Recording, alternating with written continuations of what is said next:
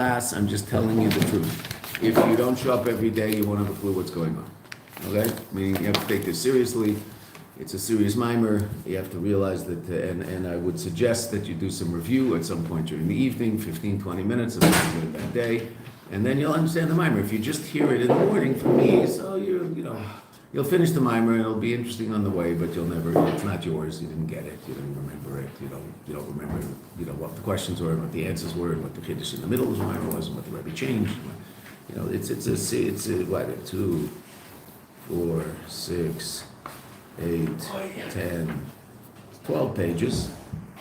The mimer we learned before the break were 4-page mimer.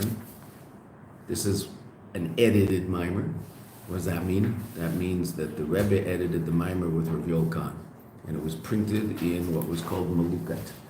Every year, Tafshin Mem Zayin Mem Ches, that's Melukat base. We'll talk about Melukat Aleph in a second. That's Melukat base. Melukat means, what was the word Melukat mean? Like leket? Yeah, leket. What's a portion leket? to pick? No, well, yeah, but more collection, like Likutei Sichos, right? A collection of Sichos. So Melukat means Maimarim Melukatim, Maimarim that have been collected and printed together. In the year, the Rebbe basically stopped saying Maimarim in Tafshin Mem Ches after the passing of the Rebbe. He said 2 Maimarim after that in Tafshin Mem Ches, right? Maimer before Pesach and a Maimer before Shavuos, but basically with no Maimarim. So, I guess in order to keep us alive and that we shouldn't all shrivel up and die, so the Rebbe would give out edited Maimarim from Maimarim of previous years. So every special day, Rosh Chodesh, throughout the year there would be Maimarim that came out. Well, if you look, see the front of yours, right? So that it came out like this, right? It would come out like a pamphlet, like that. Right? Okay, and you'd open up the mimer, and no, I didn't do it. It's here. It's not printed that way. But you'd open up the mimer, and you'd have a little booklet, right? That's how it would come, and it would show up on the bima in all the shuls all over the world. They would, a new mimer came out. This year, Tafshin. One second. This year, Tafshin Nun Aleph, which is the year that we're doing, right? So here are the mimarim that came out that year, right? So a lot. I mean, you'll see there's a lot of mimarim, right? Those are the mimarim that came out that year. How was that? 20 mimarim, right? So every couple of weeks would be a new mimer that came out, right? So there were mimarim, a lot of mimarim, obviously Rosh Hashanah, Kippur, Sukkot, Shmini Atzeres, Yud Kislev, Dalet Kislev, Tes Kislev, Tes Kislev, right? So there were times when there were, special times for mimarim, Yud Shvat, Tes Vav Shvat, Chav Pei Shvat, etc. Right? This mimer was one of 2 mimarim that the Rebbe gave out in Tafshin Nun Aleph that were said together in Tafshin Chavtes, 1969, around Yud Beis Tammuz. Right? One mimer was called Tefillah L'Meisha, and the other mimer is the one that we're looking at, Zois Chukas. Zois Chukas, like Parshas Chukas that we just read yesterday. That's when the Mets won the World Series for the first time, 1969. Okay, I'm glad to hear that. Maybe this is why. Maybe because this mimer was said, and that's what made it happen. You never know. So I would doubt it, but yeah. How many years prior to the Rebbe's passing did the Rebbetzin pass away? The Rebbetzin passed away in Tafshin Mem Ches, 1988. 1988. In Shvat, Chav Pei Shvat. So from that time on, basically, the Rebbe stopped saying mimer. No one knows why. Yeah, I'm sure people have their theories, but it is interesting that after the passing of Tzemach Tzedek's wife, so Tzemach Tzedek said he was going to stop doing everything. Like nothing, nothing to do with the Chassidim. And he said, all of my care comes from her. So the Chassidim convinced the Tzemach Tzedek that he should continue being Rebbe. He was going to be Rebbe, but he wasn't going to talk, Maimarim, etc. And he did. He continued. But so the Rebbe, we saw the Rebbe more. The Rebbe spent every Shabbos with us. Right? It used to be the Rebbe for bring once a month, maybe twice a month on Shabbos, always Shabbos Uvorkin, and maybe there was some other Shabbos during the month that there was a reason for the Rebbe to bring. Right? But there wasn't for bringing every Shabbos. After Tafshin Mem Ches, it was for bringing every single Shabbos. Every Shabbos there was for bringing. Right? So much of the sikhs that we have, not in the Likutei sikhs, in Sefer sikhs, Tafshin Mem Ches, Tafshin Mem Tes, Tafshin Nun, Tafshin Nun Aleph, Nun Beis. The reason we have so many sikhs those years is right before Farbrengen, every single Shabbos. And then there weren't big Farbrengens during the week like there were before, meaning there wasn't a big Yud Tes Kislev Farbrengen at night where the Rebbe would come and sit in Farbrengen for 5 hours, 6 hours at night. Those stopped.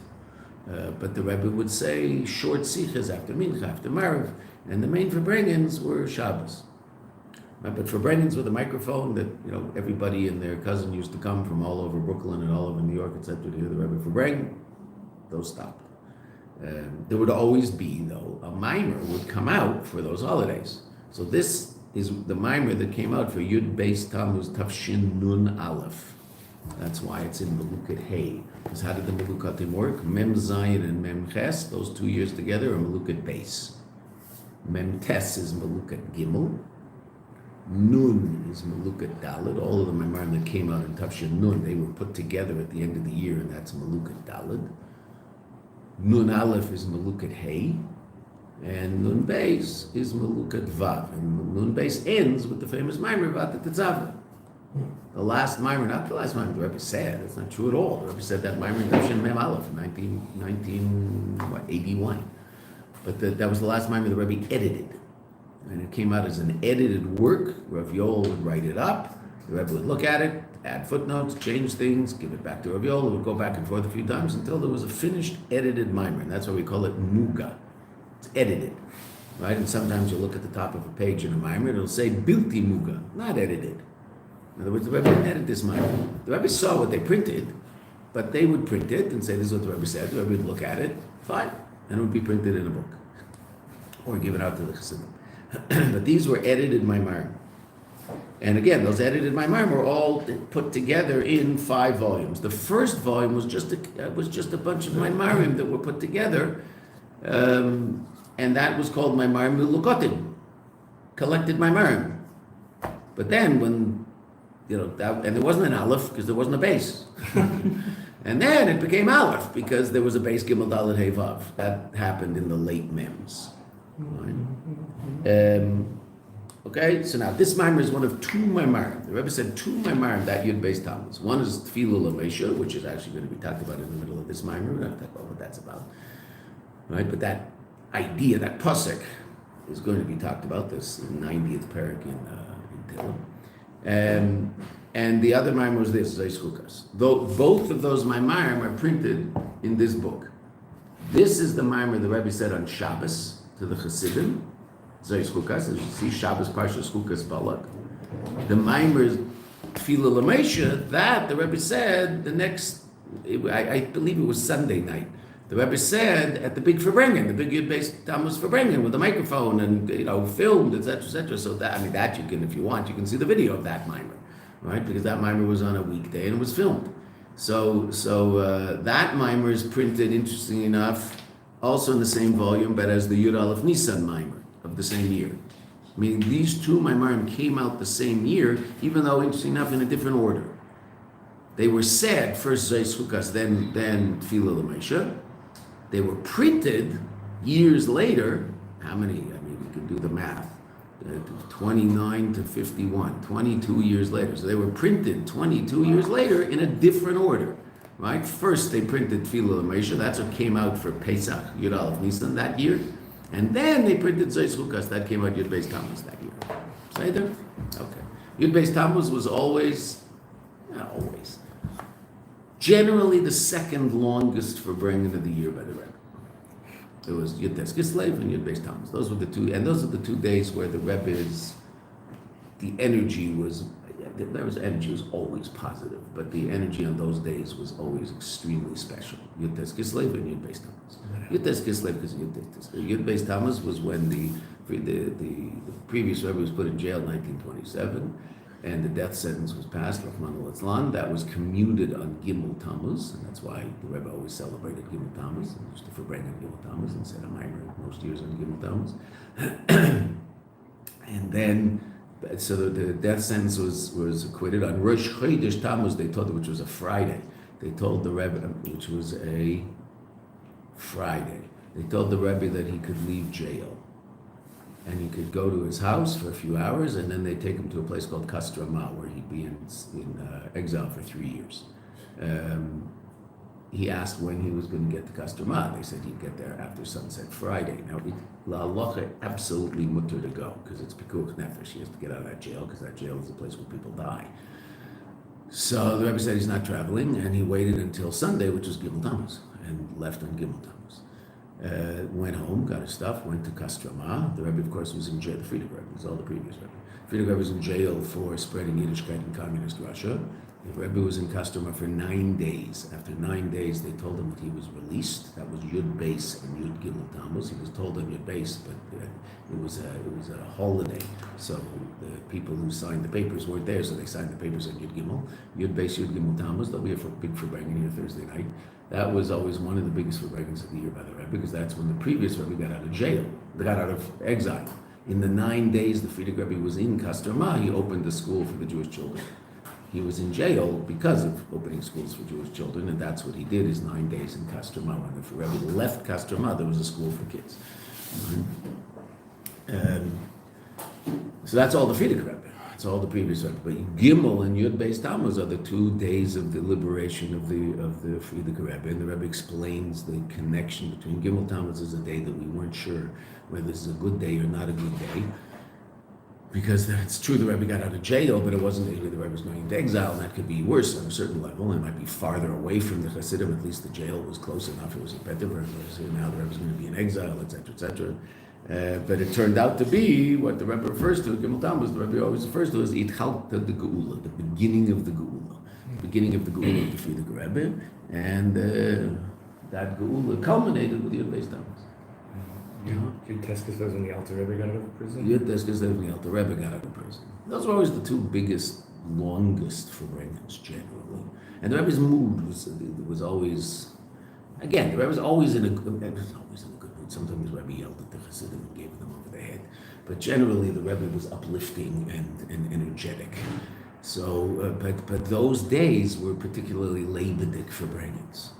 Very, just Leibedik. Lots of Chassidus and a minor, a lot of energy. And when the Friedrich Rebbe was in jail in 1927, wasn't there international pressure? Yeah, 100%. 100%. That had, Al Pi Teva, that has a lot to do with why the Rebbe got out, no question. There was international pressure to find, it was more American pressure to find the Rebbe in Poland in 1940, previous Rebbe. Right? The American government had diplomatic relations with Nazi Germany until December 7th, 1941. So I don't know whether you Americans are proud of that or not, but that's just the way it is. The Americans had diplomatic relations with the Nazis until 1941. Until the end of 1941, December 7th to be exact. So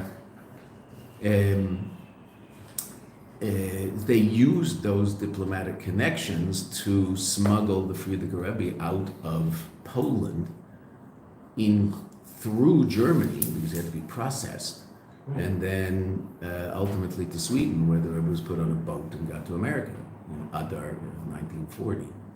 So that was rather miraculous.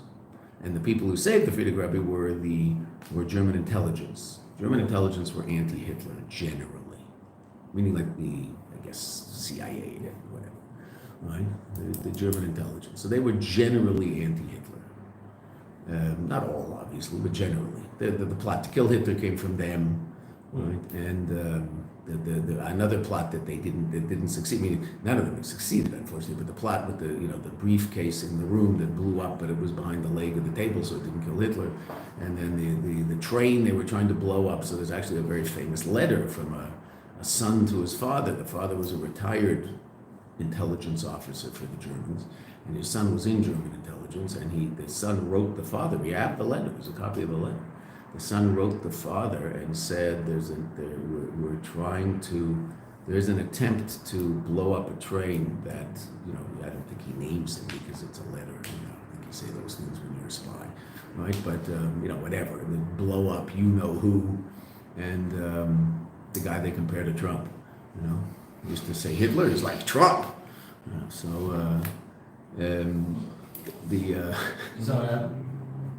What? The day they tried to kill him. Yes, I know. Well, if you call someone Hitler for long enough, someone's going to take a shot at him. I mean, they've been pretty irresponsible in the way they talk about this gentleman. Yeah. Right? I don't think he's a very normal person. I'd rather he win than the other guy, but I don't even, he's not Hitler. And he's not the end of democracy. He's not all those things they're saying. And if you keep saying that I've just been waiting for this to happen. You keep saying that long enough about someone, some lunatic's going to take a shot at him. And I'm sure they're going to talk about how terrible it is and they need gun control and blah, blah, blah. The same people are the reason this happened. On CNN and MSNBC, all these people who have just been spouting this just horrible stuff about this person. You don't have to like him. He's not Hitler. Hitler killed 6 million people. He put them in ovens. This guy was president for 4 years. He didn't do that. He didn't do anything to his political opponents like you're doing to yours. It's unbelievable. Steve Bannon's in jail. What's his name? The other guy. They're in jail. They put the political opponents in jail. Right?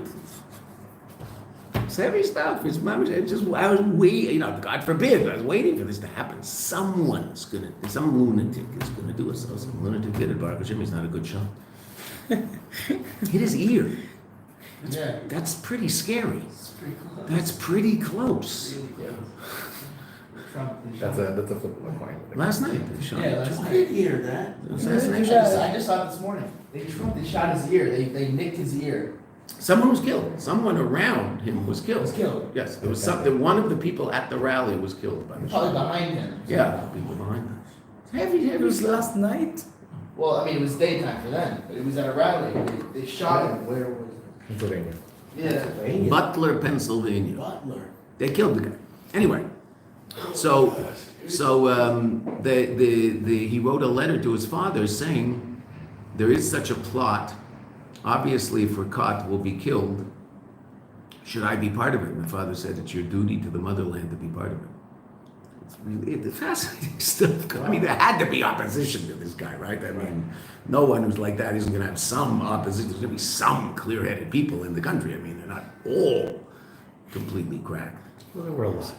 There were a lot. There were enough to do what they did, but there was some opposition. There was some opposition. The Poles also weren't so nice to us, but there were Poles who killed Jews, who saved Jews. I mean, what are you going to do? My wife and I flew through Poland once together. I mean, I've flown through a number of times. We flew together, and we always get a window seat and an aisle seat, hoping the middle seat will be empty. If not, then we move depending on the gender of the person who has the. Either my wife gets her window and I get the middle if it's a man, or I get my aisle and she gets the middle if it's a woman. We tell the woman, would you like to sit on the window, right? So this Polish guy he had the middle seat, so I sat in the middle next to him, and he was on the aisle. His family was in the row in front of him, and we started talking. His grandmother saved a young Jewish girl that he remembers.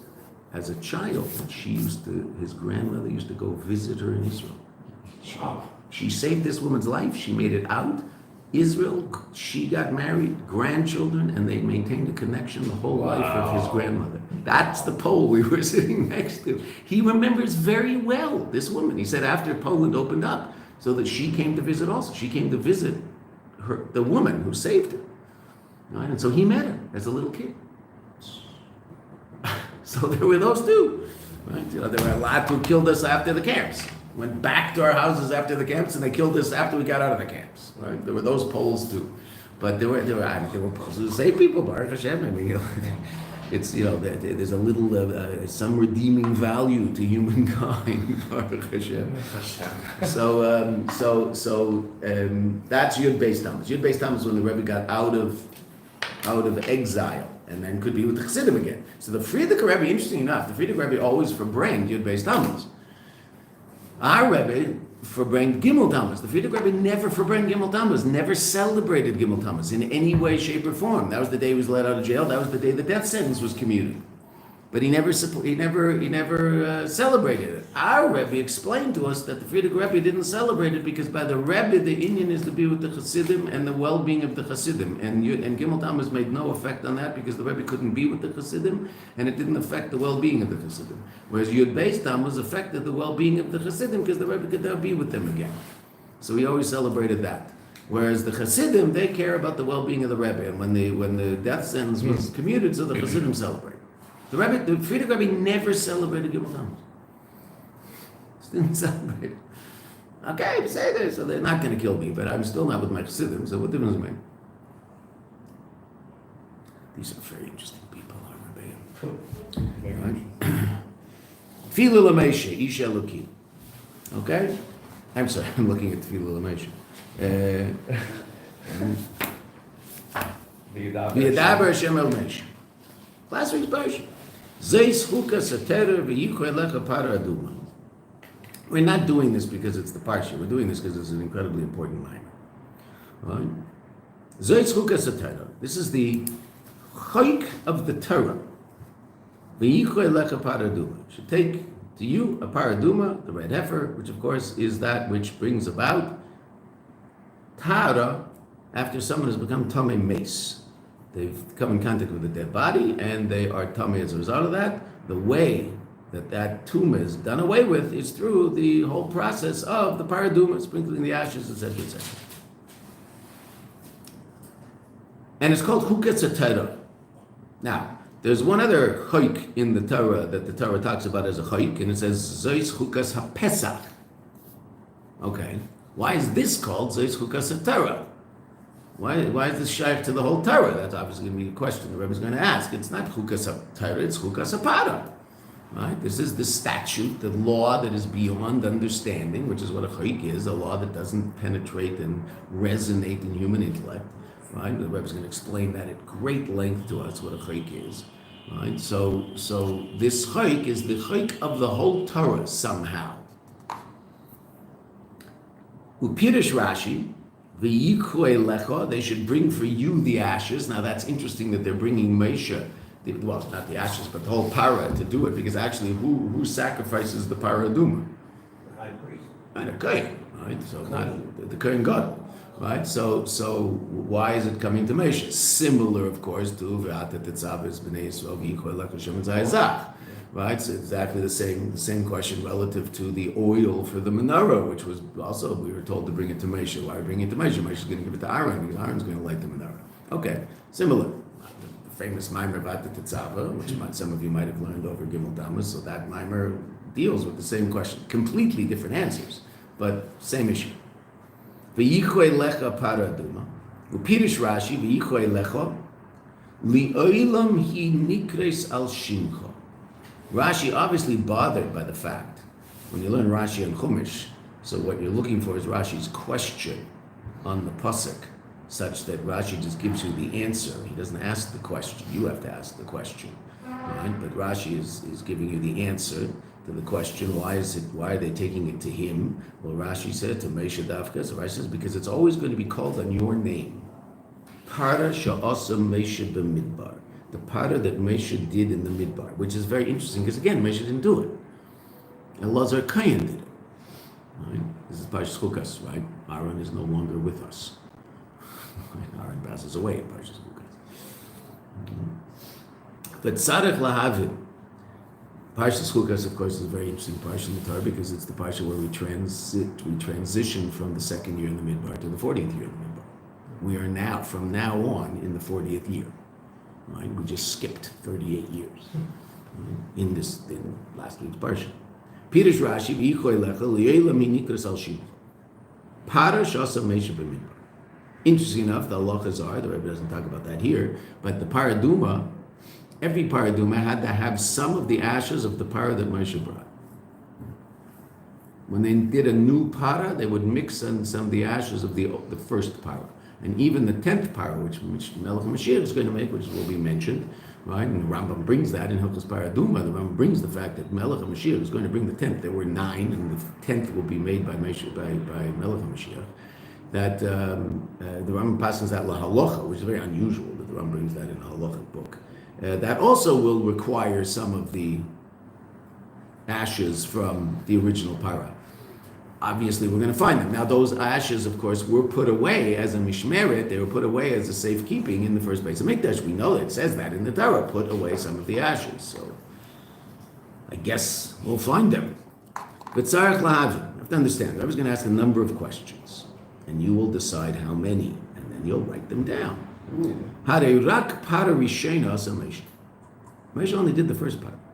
V'lama nikras al kol haparos. And why are they all? Why are all of the paros called? Shmeinas paros she'asu achar kach, the 8 that were done in the interim, in the times of the first Beis HaMikdash and second Beis HaMikdash. V'gam paros siris, and also the 8th paros sheyasa Melech HaMashiach, the Melech HaMashiach Omer, and you can see the footnote to the Rambam, Hilchos Paraduma, so Perek Gimel. Talks about the fact that the 10th will be done by Melech HaMashiach. Why are all of them called Al Shmei Shel Moshe? Moshe only had to do with the first one, and we're going to add, not only did Moshe only have to do with the first one, he didn't even do the first one. Elazar Kohen did it. Uloisif, to add, the Al Pi Yedua, based on that which is known, Shmei Shel Kol Davar Asher Yikru Le'Mera Al Inyane V'Teichne. Right, that that which is known, that the name of something teaches about the inyan of that thing, the content of that teichen, its content, the matter, the reality of that thing, move on. Therefore, it's understood that which all of the paras are called on the name of Mesha, that's because this, that is the essential content of the whole inyan of Paraduma. Which, of course, we have to understand. Why is this in any way, shape, or form connected to Moshe Rabbeinu? And therefore, based on this, we have to understand. Again, if something's called in the Torah the power of Moshe, so then obviously it has something to do with Moshe Rabbeinu. Why? Al Pizeh, therefore we have to understand. Or yes, even more. Pares, all of the pares, Nikrais al Shem Moshe, are called relative to Moshe. As behold, not only was it only the first one that was Shaykh to Moshe, but also Hariyasiyas pares, the actual performance of all of those things necessary to first burn the power and take the ashes and put them in the water and sprinkle the water, etc. I saw you there, Kohanim. It was done by the Kohanim. V'gam parishen, even the parishen, necessarily the Elazar Kohen. That was done by Elazar Kohen, not by Moshe Rabbeinu. So why do you bring the power to Moshe? And then Moshe gives it to Elazar. Just bring it, take it to Elazar. Upedish parasha asa Meshahu, that reality that Moshe did the parahu l'chura rak is only shenasa al pi ha'irasoi v'tzivuyav, that it was brought as a result of his instruction and his commandment. All right, we'll see footnote 6 in a second. Umay sheichusan l'Moshe. Then what's the relevance to Moshe? To such an extent, shenikrar sel shmei, called by his name. Okay, 2 questions. What's the first question? Why bring a argument to Moshe? Why is it called Moshe's? Well, the first question: why is it called Moshe's? He only did the first. Yep. Not all 10. Second question: he didn't even do the first. Okay, and therefore it must be that his connection to the first is that he commanded it. Okay, say it right. Okay, so you have to remember those questions and write them down. Wait, there was only 2 questions, right? Basically 2 questions. I mean, the Rebbe asked what the connection is so powerfully to Moshe mitzvah, the fact that it's called his. But that question is really simply connecting the first to the second. But the first question is that they're all called Paras Moshe, even though he only did the first. The second question, and clearly this is very shaykh to Moshe because it's called after his name, right? And even the first one he didn't do. It's just a function of its tzivui. So therefore it must be called that. It must be called his because of the tzivui, but we don't understand that either. Okay. So the Rebbe begins to answer that right away, even though we'll see different answers. It's interesting. The Rebbe is going to bring an answer here. There are other places where the Rebbe gives different answers than what we're going to see here. There's a Sikh in Chelik Lamed Gimel in Likutei Sichos, Parshas Chukas, where the Rebbe talks about this inyan and says it's shaykh to Moshe because the Rebbe brings the famous Maimer Chazal, Moshe Rabbeinu loy meis. Moshe Rabbeinu didn't die, meaning the notion of death isn't shaykh to Moshe Rabbeinu. He's transcendent of that, and so therefore he's the one who can bring about the undoing of the tumah that shaykh to this reality called Misa, because he's transcendent of Misa. That's what the Rebbe says in Chelik Lamed Gimel, in the Kutei Sikhs. Here the Rebbe is going to say a completely different answer. Ve'inyan hu. Now, the mime is not going to be over at the end of this paragraph, so... Ve'inyan hu, the Isa b'Likutei Torah. As it says in Likutei Torah, the Alter Rebbe. The Tamal said, the reason, Shapara Duma Nemar. I'm sorry, there was a third question. There was a. No, I'm sorry, we didn't ask the question actually. It's interesting, it's out there, but we didn't ask it. Why it's called Zeis Chukas Torah and not Zeis Chukas Para. I asked it because it sort of begs asking. But the Rebbe and the Maimer did not. The Rebbe is not going to give an answer based on an explanation of that issue. Okay, so, but the Rebbe himself in the first paragraph did not ask that question. Right? Why is it called Zeis Chukas Torah? But the Alter Rebbe does. The time also, the reason, Shebapara Duma Nemar, that in Paraduma specifically Nemar Zeis Chukas Torah, who Lefisha Mitzvahs Paraduma Klolos Torah. Mitzvah Paraduma is the whole of the Torah in a general sense. It encompasses, encapsulates all of the Torah. It isn't, there's 3 times it says Zeis Chukas something. Twice it says Zeis Chukas Torah. It says it here. It says in Parshas Matos. And in Parshas Matos, Rashi says, we're talking about the Paraduma. Right? It doesn't say, it's not explicitly talking about the Paraduma, it's just talking about a Chukah. So Rashi says there the Chayk that is being discussed is Paraduma. And it says Zeis Chukas HaPesach, by Pesach. Right? It doesn't say Zeis Chukas Torah by Pesach. So that's the question the Alter Rebbe asked, well, how is Paraduma any different than Pesach? Just Zeis Chukas Para. Right? Why in Torah? And what's the Alter Rebbe answer? Because mitzvahs paraduma somehow encapsulates the whole Torah. Everything. V'loche, k'mei she'terah nikras al shmei, she'meisha, just like the Torah is called on the name of Meisha, k'mei she'kosav zikur teres Meisha Avdi. The Torah is Meisha Rabbeinu's Torah. Of course, it's the Eibishter's Torah, but the Torah came from Meisha Rabbeinu to us. And we call it Torah's Meisha. And there's books like that, and there's yeshivas that are called that, and etc. Why? Because that's Torah's Meisha. Oh, so since the whole Torah is connected to Meisha, and the Paraduma is so powerfully connected to Meisha, so then it's called Zeis Chukas Torah because it's so powerfully connected to Meisha. Chein gam Paraduma, shehi klolos haTorah, nikras al shmei shel Meisha. So it's called Al Shmei Shel Meisha because it's the whole Torah. But we still understand how it's the whole Torah. So really the Alter Rebbe is answering the question as to why it's called by Moshe. Right? Now, in order to answer that question, he answers another question. Why is the whole thing called Zeis Chukas Torah? Oh, because somehow Paraduma encapsulates and represents the whole notion of Torah. We'll have to see what that means, right? And that's connected to Meisha because Meisha is the Torah. Zeis Torah is Meisha. Therefore, the Paraduma also is called Al Shmei Shel Meisha, explaining the Rashi. Ulechaera, at first glance, Yesh L'Osif, one could add, Damash, because of Likutei Torah. That which in Likutei Torah it says, Shemitzvahs Paraduma Klolos Torah, that the mitzvah Paraduma is the general reality of all of the Torah. He Klolos Torah. Hakavana he, is the Rebbe saying this, Beker LeMitzvahs Torah. In other words, when you say Torah, so there's 2 different aspects of Torah. There's Talmud Torah, there's learning Torah, and then there's mitzvahs of Torah. So what's Torah? Well, it's both. Right? Equally, mitzvahs is also ideas, Talmud Torah. Okay, so when it says the Paraduma is called Torah, so it's reasonable, the Rebbe says, to say that when we say that, we mean mitzvah Torah, because it's a mitzvah, that's what it is. It's the mitzvah that is the klal of all of the mitzvahs of the Torah. You have to understand why, but that's how the Rebbe understands the Alter Rebbe. It's not mitzvah the limud of Torah, the learning of Torah. It's mitzvah the performance of mitzvahs, which makes perfect sense because it's a mitzvah. The Mashikos B'Kut Teresh Mitzvah Paraduma, he klolas Torah. Kavona, he is be'ikr lemitzvah Torah.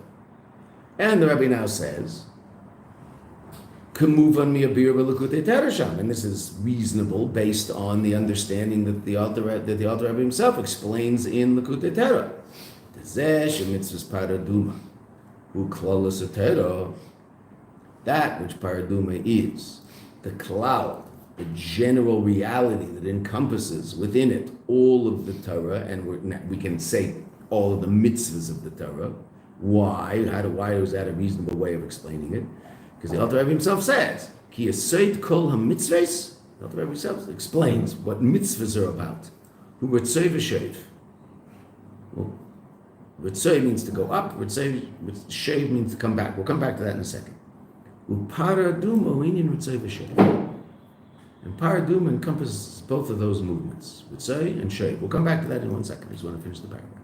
Val pi zeh, and in this fashion, klolos mitzvah satara shayachas l'meisha. And in this way, so the whole notion of mitzvahs of the Torah shayach to meisha. So that's why it's called paras meisha, because paradum is the klal of all the mitzvahs in the Torah. It encompasses the whole notion of all of the mitzvahs, and mitzvahs are shayach to meisha. So it's called paras meisha, shayach to meisha Rabbeinu. Even if Meisha Rabbeinu had nothing to do with it, even though the only thing he had to do with the first one was he commanded it, and he had nothing to do with the next 8. Right? And then Mesha, since Mashiach is Mesha, who ger Rishon, who ger Lachron, so Mesha will also command the last one. But Mashiach's not a Kohen. Right? So Moshe Rabbeinu, as Mashiach, will be the one who commands the last one, even though Mesha, of course, is Shevet Levi, and Mashiach is Shevet Yehuda. But we know that the Mashiach is Bechinas Mesha. Mesha asked, Shlach na biyad tishlach, send the one you're going to send. Rebbe explains that what does that mean? Moshe Rabbeinu is saying, I don't want to just redeem them from Egypt, I want to be the final redeemer also. And the Rebbe says, fine. Good. So from that comes the notion, it's all over Chazal, Meshu Gel Rishon Gel Achron. Mesh is the first redeemer, he's also the last redeemer. Okay, so what's Ritzei V'Shev? Ritzei V'Shev is it's a pasuk in Yeshayahu, describing the movement of metaphysical forces. But what it relates to, Al Pi Chassidus, is two different tnuot, two different movements in Avodas Hashem. Ritzoi means to go up. The movement of Hitalut, transcendence, going up towards a Kadosh Baruch Hu, transcending physical reality. And Shev is coming back, bringing Elokus back into physical reality. There's a level of the movement from below above, that's Ritzoi. And there's the level of drawing down from above below. That's Shev. Ritzoi, and Shev. And they're both necessary in a Avodah. Ritzoi without Shev is, who's the most famous expression of Ritzoi without Shev? Nadav and Avihu, beautiful. The sons of Aaron and Akei, who went up but didn't come back. Right? Shev without Ritzoi means that the person's Yiddishkeit is just dry. He's doing everything he's supposed to do, but it has nothing to do with God. He has no connection to God. He's not interested in Elokus. It's just, okay, he does what he has to do because he was supposed to do it. Okay. That's all Shev. It's all down here. Maisa Iker. Okay, it's true Maisa Iker. It's supposed to be some Neshama in the Maisa. Right? Okay. That's what's saying Shev. And different mitzvahs express different aspects of that dynamic. For instance, Kriya Shema, it would say, Shem Echad, it's nothing else. Ein Od Milvado. All there is Elokus. There's no world per se. Right? Shema Yisrael, Hashem Elokeinu, Hashem Echad. What am I saying when I say that? That all of reality is completely bottled to a Kadosh Baruch Hu. That the Dalet and the Ches are completely bottled to the Aleph. That's the Kavanah. Al Pi Shulchan Aruch. Shulchan Aruch says it. That's the kavanah you're supposed to have when you say Shema Yisrael Hashem Elokeinu Hashem Echad. That the Dalet, the 4 corners of the world, 4 directions, the Ches, the world, and the 7 levels of heaven, right? 8 are all buckled to the Aleph of Kadosh Baruch Hu, meaning they don't have absolute existence; they only have relative existence, and that which has absolute existence is a Kadosh Baruch Hu and a Kadosh Baruch Hu alone. Law, right? Transcending physical reality. Okay. What's an example of Shev? Taking a cow and wrapping it around your arm and your head. That's pretty shove-like. It's bringing Elokus down into pretty low levels of physical reality. Now, the things that we wrap around are the holiest things imaginable, but they're just a lot of cow and a little bit of ink. Right? Okay, so you're taking that cow, I mean, the parchment is cow, the tefillin are cow, the straps are cow, it's all cow. Right? And you've now, but it's been turned into something unbelievably holy, and it's a means of drawing godliness down into Elam Hazeh in a very, very powerful way. So for that reason, Chazal say, Kola Eimer Kriyishma, below tefillin, anybody who says Kriyishma without tefillin is like someone who brings a korban, a zevach below nesochim. A zevach, a korban, where does a korban go, so to speak? On the altar. Okay, and what happens to it? Gets burned. Elevation or drawing down, which is a korban? Elevation. It's all about elevation. You're taking physical reality and elevating it up to a place where it's no longer here. It's completely connected to Elokus. Okay. What in the Nesachim? You just learned about it in the end of Chumash 2 weeks ago. So I mean, I don't want to be so nasty as to think you should actually pay attention to the Torah that you read in synagogue every Shabbos, and you should read Rashi every day. Right? If you're not learning Rashi every day on the Parsha, so you're just out of the loop, right? I mean, you have to learn Rashi every day on the Parsha and know what the Parsha is, and it's breathing, it's eating breakfast. There's no such thing as not learning Rashi every day on that Aliyah, Sunday, Monday, Tuesday, 7 Aliyahs, 7 days of the week. You have to learn Rashi on the Torah. It's the same way you have to put on tefillin in the morning, okay? So what is Rashi's, what did we learn about? Something called Nesachim. What are Nesachim? Libations. What are libations? I haven't got a clue, right? But that's what they translate Nesachim to be. Nesachim is the wine or water on Sukkot that was poured on the Mizbeach and went down the hole at the side of the Mizbeach down into the depths of the depths. It just went down there, like way down, and then somehow it ended up flowing out of the, okay? So we just learned about that 2 weeks ago. You have to learn Chumash and Rashi. Right? You just have to find the time. If you do it in English, do it in English. You have to find the time to learn Chumash and Rashi every single day. On that day's Aliyah, there is Yiddishkeit. Without that, it doesn't exist. Chumash and Rashi is just the basis of it all. Right? You just have to do that, right? And why am I telling that? I mean, I'm talking to JSP 1 or JSP 2. I'm not saying it. Why not? If you're already sitting in this room, it means you've been here a while and you've already accomplished something, and so the idea is man, like there's no such thing as not learning Rashi and Chumash every day. There's just no such thing. Kviyas benefesh is what it's called. It's something that's said in the soul, Rashi and Chumash. Right? Every day. And you do that for 30 years, you'll know something. Know a lot. Do it for 1 year, you're not going to remember. But you'll have seen every single Rashi and Chumash in 1 year. If you start today, so then by Rishon, Parshas Balak, next year, you'll have seen every single Rashi and Chumash. That's not bad.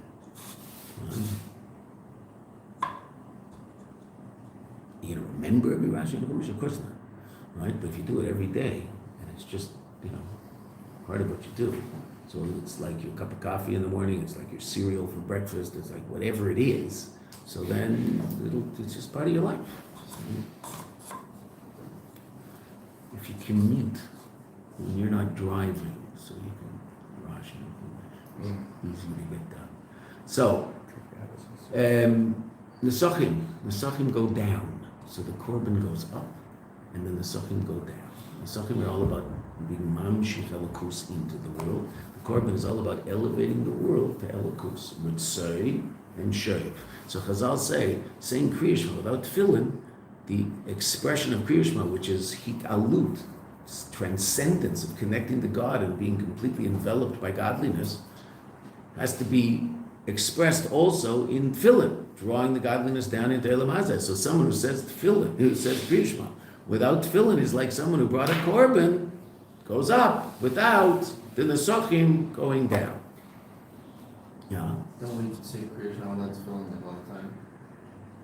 Well, we might say Kriya Shema without tefillin at night when there's no mitzvah of tefillin, and we might say Kriya Shema without tefillin early in the morning in order to allow us to have a cup of coffee and a piece of cake. But then in our Iker Kriya Shema, where we say the brachas of Kriya Shema before and after, what are we wearing? Tefillin. What on Shabbos? Don't need tefillin. We got Shabbos. That's what Shabbos is. That's why we don't wear tefillin on Shabbos, because they both are an ois. They're both an expression of the same idea, and so you don't need tefillin on Shabbos. Right?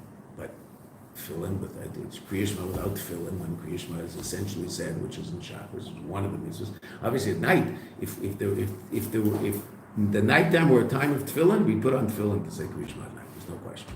And it used to be in the old days, and the Rebbe did away with this, and we should all be happy about this because it makes our life easier. In Gashmas, right? But it used to be, and if you look in Kuntres Eitz Chaim, that which the Rebbe Rashab wrote to the Talmidim in terms of how their day should work. So he said that Chassidus Seder starts at 7:30 in the morning, 7:30 to 9:30 is when they learn Chassidus. So before that, at 7 o'clock, there was tea and biscuits. They would get up, say morning brachas, put on tefillin, say Kriya Shema, take off their tefillin, and only then would they drink some tea.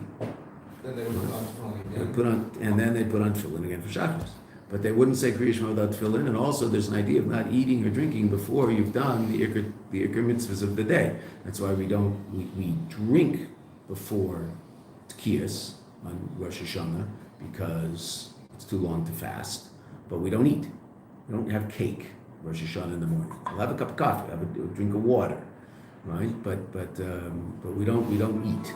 Why? Because the idea is not to eat before you've done the mitzvah of the day. That's why we don't eat before we say Kriya Shema in the morning. Say morning brachas and Kriya Shema.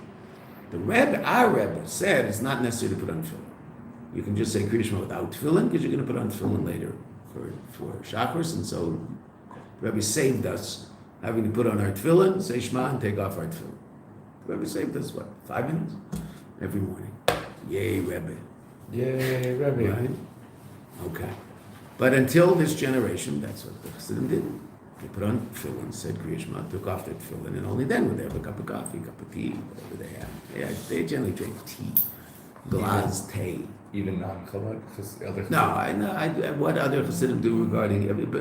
Most people are very makpid not to eat anything before davening, right? We do eat something before davening, right? It's better to eat in order to daven than daven in order to eat. But even though we do eat before davening, we do not eat before we've said morning brachas and Kriya Shema. And we don't eat before we blow shofar. We blow shofar. Okay, so for that reason, we eat, but you can drink. You can have a cup of coffee or a cup of water, and that's in order to avoid fasting because you're going to finish davening after half day, after a day on Rosh Hashanah. Right? Some people, it's interesting because they won't eat before Shacharis, but it's very, very common in literature shuls to have a kiddush before Kiyah Shofar. That would be kiddush. Not a big kiddush, they don't sit there and fuss all day, but they'll make kiddush and eat some cake and have some drink before Kiyah Shofar. That's very, very common. Why? So they won't be so tired during Musaf that they can't concentrate on davening. But it's funny because, we're, all the year we're not as makpid about not eating before davening, but on Yom Kippur, on Rosh Hashanah, we're very, very makpid about it. So it's very, very common in literature shuls and yeshivas to do that. I don't know about the other chassidim. I don't think they have a kiddush before kiddush.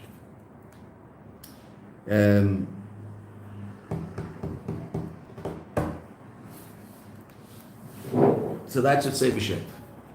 What's that got to do with paraduma? Paraduma is the mitzvah in the Torah that's both. What do you do to the para? You know this. What do you do to the para? You kill it, burn it. You burn it up on the altar. Okay, so that's halal. What's left? Ashes. What do you do with the ashes? Put them in the water. Draw them down. That's all. Paraduma is both. Paraduma is halal and hamshacha. Ritzay and shev. So for that reason, it's close a mitzvah. Right? It contains within it both aspects. I mean, most mitzvahs are one or the other. All mitzvahs are one or the other. Paraduma is unique in that it's both. So for that reason, that's the other. It's not explained here. I mean, I'm explaining it to you, but I mean, if we understand what Say and Shave is, so then we just have to figure out. So how is the paraduma both? But if you want to remember this, so remember the Gemara about Kriya Shema, Tefillin, a Korban, and the Soch. Then you remember this. Remember Pshat in this. You don't remember that, so you won't remember Pshat in this. If you don't remember Pshat in this, I don't want to be annoying, but then what we're doing right now is a waste of time. Because I don't remember it, like what exactly happened. So I sat around, it was nice, and I got a good feeling, and it was nice to understand this, and then I forgot it, and so now where am I? Well, I'm exactly where I was before I walked into and started learning the mimer. So what exactly happened? Do you remember B'yem Shteasar, Doc? You remember B'yem Shteasar. The mimer, B'yem Shteasar. Yud Aleph Nisan. The Yud Aleph Nisan, it's your favorite mimer. The Yud Aleph Nisan mimer about the 11th day the 11th day in the tribe of Asher brings the Korban, and the Rebbe explains what that's all about. Anyway, you remember. You do remember. Anyway, that's one of the... It's coming back. It's coming back. There are three maimarim that you love a lot, that you've always loved. Zayis chukas, we learned once you loved it. You told me that was a great maimar. Vata Tetzava. And B'yem Shteasar. B'yem Shteasar was the Rebbe explains the whole Indian of Moshe Rabbeinu and what Moshe Rabbeinu is all about.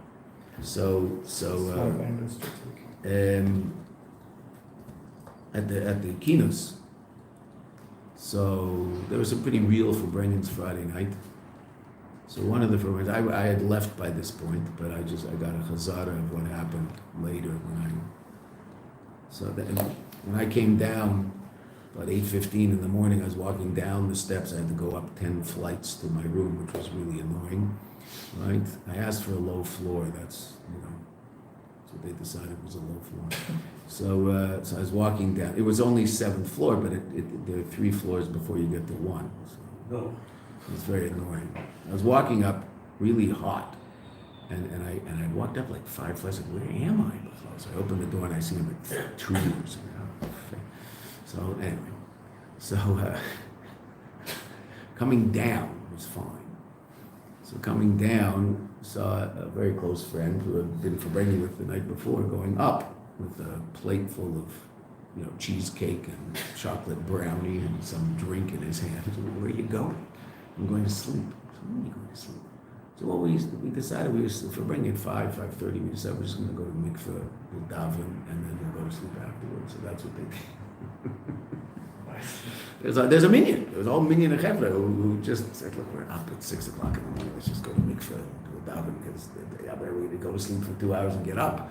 So this way we'll go to sleep. We'll get up at 1:30 because that's when lunch was, and then we'll have a few hours sleep. So he was on his way up as we were going down. Shabbos morning. So one of the things in the mikveh, one of the shluchim was bearing his soul about certain challenges he's having in life, and but he's not known as the most chassidish guy, so no one was overly surprised. Then he wasn't. Anybody who knows him knows he's going through this. Then another shliach who is a very chassidish guy said, I had a dark spot a couple of years ago where I was just like, what am I doing? I just feel like I'm spinning my wheels. What am I doing? And he said it was, he talked about it in a very real way. And so he was talking to this guy, saying, how did I get out of that? I learned the Immerse. I learned that mimer, and the light went back on. This is one of those moments. But you have to learn it. I'm sorry for being annoying. You have to learn it. I mean, I'm trying to get you to take this seriously, right? It's not just something I do an hour a day. This is a mimer that I have to live for the next couple of weeks while we learn it. That means I have to do a review. And if I don't, it will have very little impact on my life, if none, if any. Right? Because it's too makish. It's just, okay, it's nice. You have to. This is a serious work where the Rebbe's explaining things to us. Okay, tomorrow morning we'll pick up from Yesh Levar. Right. So we saw that the beginning of our answer is that paradigm is klolos mitzvahs because it contains ritzoi v'shuv. That's what we just learned. We'll go over all of that tomorrow quickly, and then we'll go back. Rabbi, Yeah. it's interesting that the fact that